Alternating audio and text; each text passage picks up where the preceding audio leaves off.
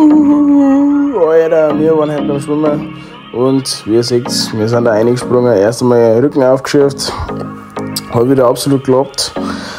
Und ja, haben ein bisschen Angst gehabt, aber dann sind wir reingejumpt ins Wasser. Das ist richtig schön erfrischend. Noch schön blöd geschaut beim Auftauchen. Ich war so blöd schauen kann, ich weiß es auch nicht. Aber wer kann, der kann.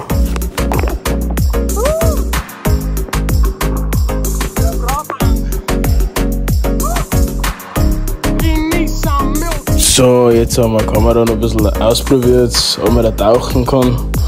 So hat es ausgeschaut. Muscheln haben wir gefunden, ein paar Segel, gerade schön was. Das hat er super gemacht, der Timo, mein Bruder. Nicht untergegangen, aber getaucht. So wegen wir das. Timo, gut hast du das gemacht. Die Menschheit wird dich lieben.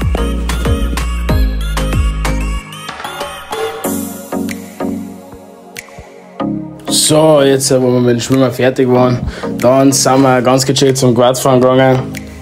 Und da sagt mein Bruder, wie wir ein paar Drifts geübt haben.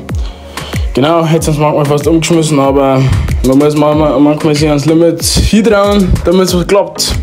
Da haben wir noch schöne Panorama-Aufnahmen von uns beim Quadfahren.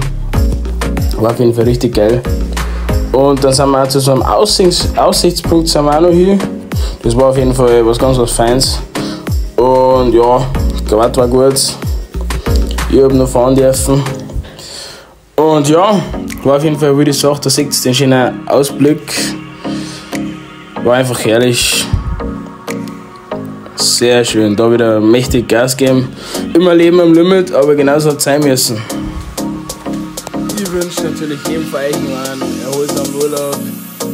Lasst euch entspannen, macht nicht viel Schmarrn.